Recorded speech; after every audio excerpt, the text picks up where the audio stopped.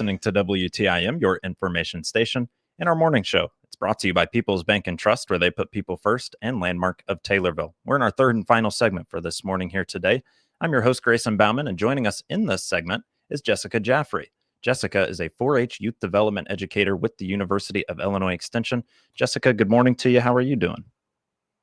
Good morning. I'm doing great. Happy to be here. Well, happy to have you here today to fill us in on what's going to be a busy fair season around Christian County and all the shows that are going to be going on.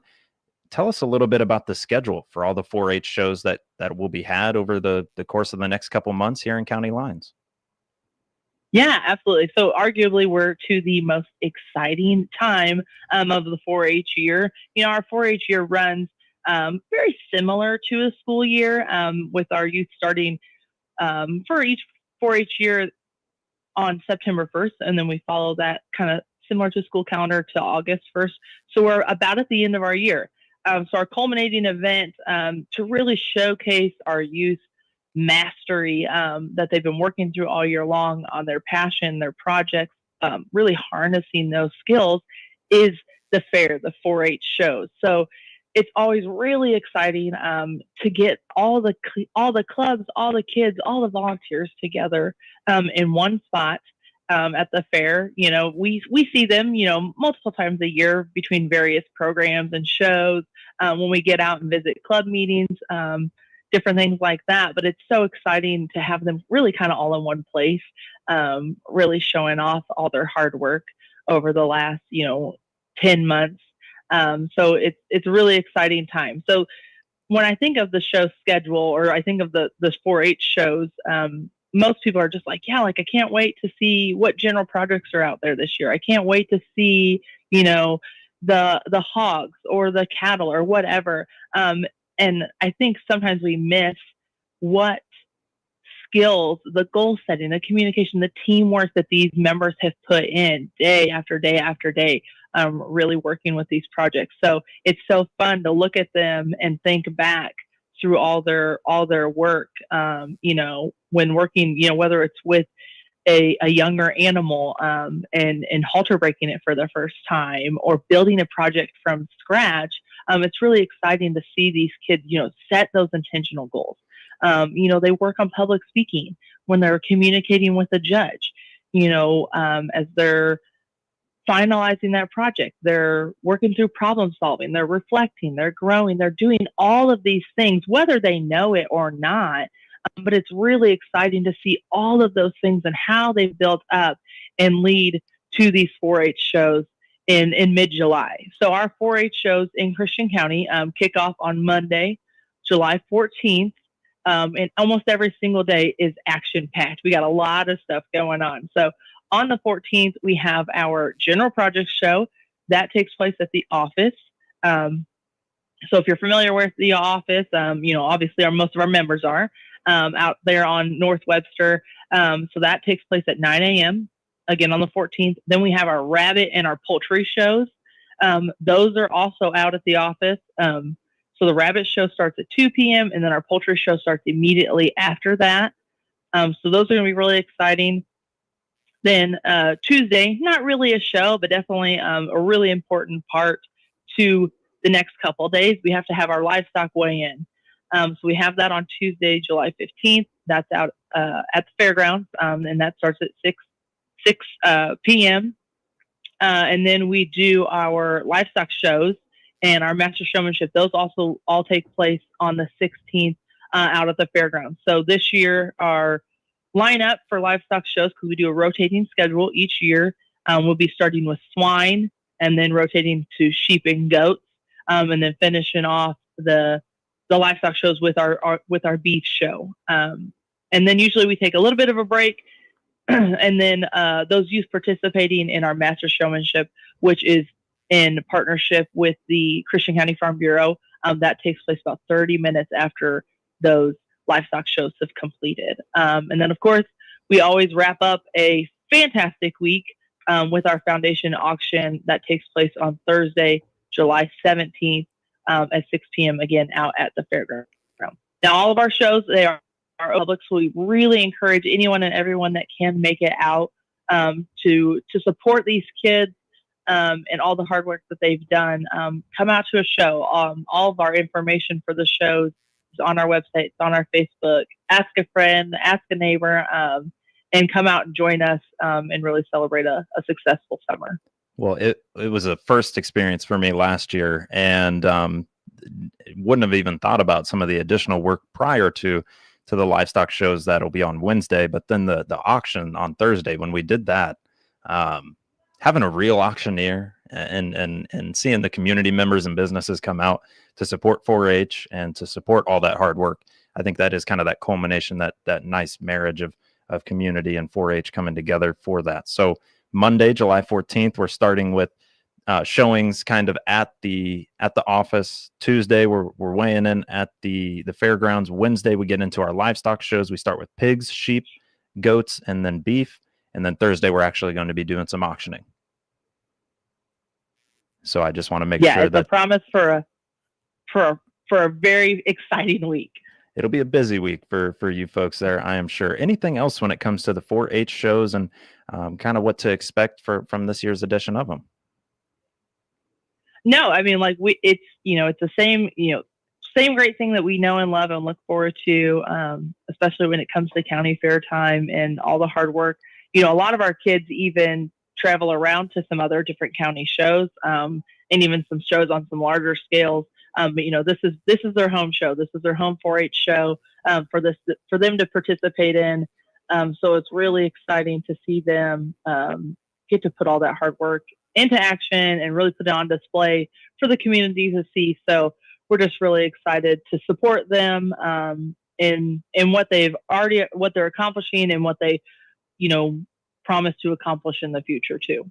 You mentioned something in the first couple of minutes there too about it's not just livestock, it's public speaking, it's handshakes, it's learning to communicate and work as a team. How important is that when it comes to kind of the opposite side? It's kind of that unsung side that nobody really hears about. But how important is that to you to see those kids learning those teamwork skills, learning how to speak in public with confidence? How important is that to 4-H and the mission overall?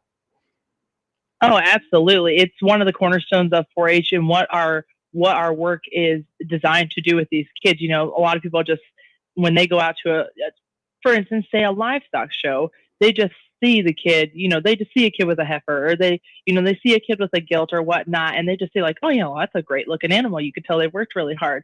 And they don't see, where these kids have come when they started at 8 years old. And now maybe they're 16, 17, 18 years old, and the confidence that they have built, the leadership skills that they have built, the communication, like that public speaking, their goal setting, all of those things.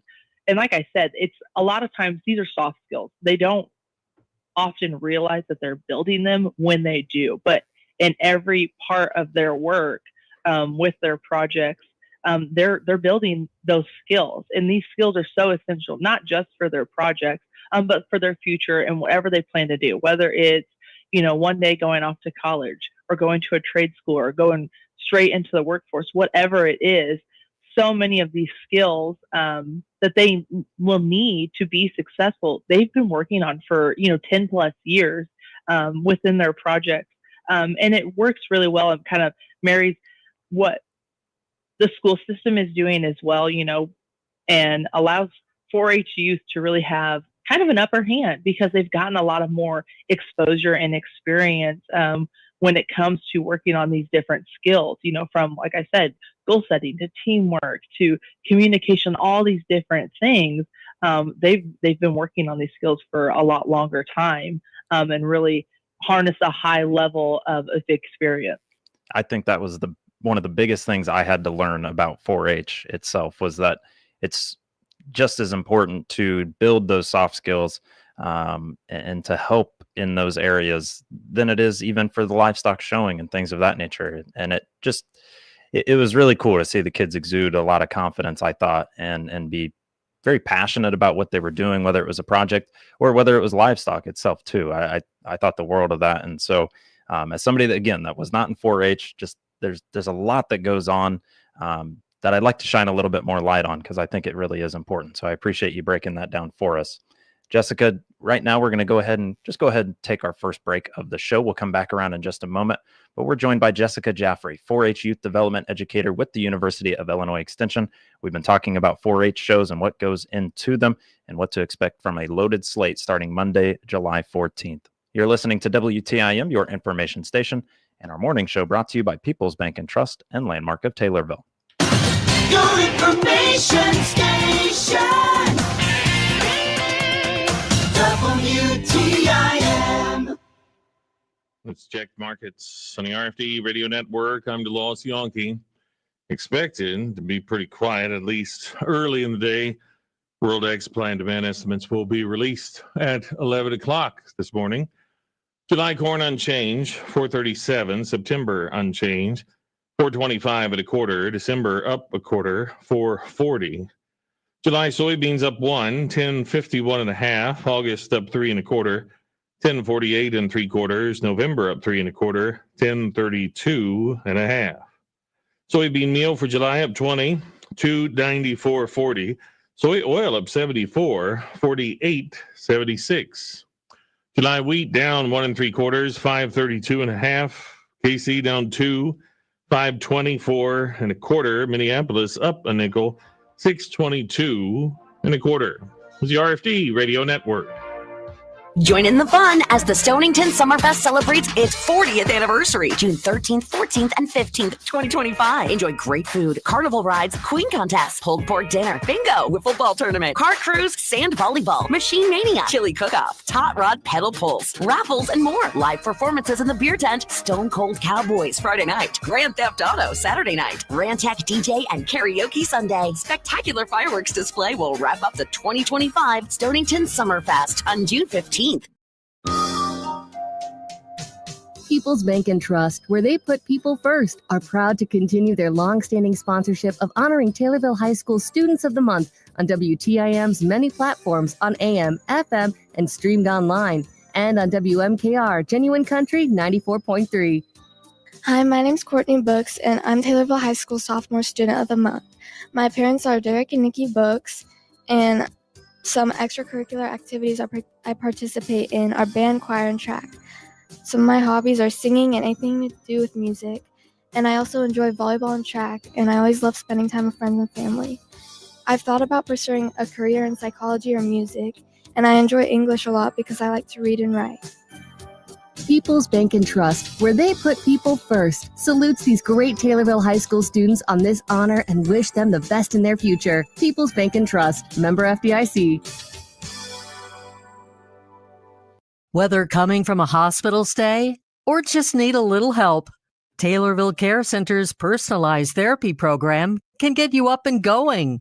Find out more by clicking their icon at TaylorvilleDailyNews.com. I'm Taylorville School Superintendent Brandy Bruley. Our schools promote student success because Taylorville schools are A+. Find out the many opportunities for your student by clicking our icon at TaylorvilleDailyNews.com. Your information station, WTIM. Back around with the WTIM morning show here on your information station. We're brought to you by People's Bank and Trust, where they put people first, and Landmark of Taylorville. Again, I'm your host, Grayson Bauman. Joining us in this segment is Jessica Jaffrey, 4-H youth development educator with the University of Illinois Extension. We touched on the Christian County 4-H shows, what's going to come about with those, but they've also got some upcoming programs, one of which is a food challenge. And Jessica, take the floor from here. A food challenge that you guys have going on. What's that entail? Yeah, absolutely. So this is actually the second time that we'll be hosting this food challenge. It's a really exciting event. I understand sometimes kids will come and they'll say, sounds a little intimidating. Please tell me more. It's one of my very favorite programs. I a lot of times get to do this within a school setting. So last year we actually transitioned to doing this kind of almost as a workshop as well. So we're offering this kind of unit wide. So it's open to all youth within Christian, Jersey, Macoupin, and Montgomery counties. And then also youth that are not in 4-H are of course welcome and encouraged to participate with us. So the essence of the program is really to teach youth about food and kitchen safety and some nutrition, building healthy meals, building a healthy plate, in a really fun, engaging, hands-on setting. And then we actually do a little bit of a competition at the end of the day. So what we do is it's a 3-hour program. So it's going to take place on June 26th. It's going to be held in Carlinville at the Moose Lodge. We move it around. Our goal is to move it around every year to make it a little bit easier for different families to participate in if that's a obstacle for them. But it's going to be, again, in Carlinville at the Moose. It's going to happen from 9 a.m. to noon. So it's 3 hours worth of time so that we can jam pack a lot of stuff in there and cover a lot of really fun topics and do activities. This is a team challenge or a team workshop or opportunity. So for each team to participate, it costs $10. And what that covers essentially is the food that the kids will be preparing during the event. So we start out usually the first hour or so of the day talking about food and kitchen safety. Kitchen is arguably the most dangerous room in a home. There's just a lot of things going on, a lot of different hazards in there. When we really kind of break that down and expose what those different things are, highlighting them, talking through when different things happen, how you can handle them, and going through those different steps.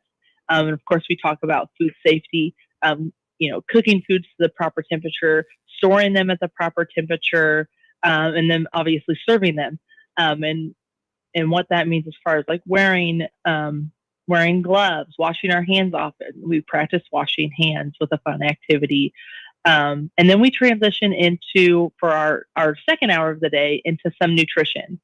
And we talk about what My Plate is and, setting up a well-balanced and nutritious plate for every meal. We do a really fun activity on flavor profiling and combining different flavors to see if they balance each other out or if they enhance a certain flavor. And that is always a hit. The kids always have such a blast with that activity in mixing crazy things like hot Cheetos and pudding or Parmesan cheese and chocolate. It's just so fun to see what crazy combinations they come up with to taste. And then we finish the last hour of the program off by doing the food challenge. So essentially, if you've ever seen the show Chopped, it's very much like that. So the kids are given a list of pantry items and a list of items that are in the fridge or freezer, and they're asked to prepare a single serving meal that incorporates all the food groups. And then sometimes if we're feeling a little crazy, we'll give them a mystery item that they have to include in their dish as well. So all of the teams have to include this mystery item. And it's really exciting for them to have some time to really critically think and work together as a team to build these dishes. And then when they're all done, we have them plate it, present it to a judge or a few judges. And then if they're brave enough, they try it. And then tell the kids, what they really enjoyed about it, maybe what they could have done a little different, asking them some really good questions. And of course, we've got to give out some fun prizes. So it's a jam-packed morning, and we have a lot of fun going through the different topics and skills that they'll learn, but always a hit. It is for our older youth, so 12 to 18, just because we want to make sure we're being safe, and we are asking them to create a recipe from scratch. So this program is geared a little bit towards our older youth. Well, it sounds like a lot of fun. That first hour, I'm sure health departments everywhere love to hear about that. Then you get into kind of a dietitian's dream with actually showing them how the nutritional values stack up. And then you get to get hands-on with it too, and throwing that unique twist in there of a random mystery item, or maybe trying to mix a few different things like you mentioned, Parmesan and chocolate. Sounds like a crazy combo, but you don't know until you try it. So Jessica, unfortunately, we've run out of time here, but I do want to thank you for joining us here today on the show. Absolutely. It's been fun. Again, Jessica Jaffrey, 4-H youth development educator with the University of Illinois Extension. 4-H shows going on in Christian County start Monday, July 14th, and get into livestock shows actually on Wednesday, July 16th. And then the food challenge coming up will be on June 26th. It'll be a 3-hour deal in the morning from 9 a.m. to 12 p.m. hosted in Carlinville. You're listening to WTIM, your information station, and our morning show brought to you by People's Bank and Trust and Landmark of Taylorville. The Big 870 WTIM Assumption Taylorville. 96.1 FM Taylorville. 107.5 FM Shelbyville. 107.9 FM Pina Nokomis. Apparently no survivors. An Air India passenger plane with over 240 people on board has crashed Thursday in India's northwestern city of Ahmedabad, according to the airline and local media. Local Moham Nakum filmed the smoke billowing from the crash site near the airport.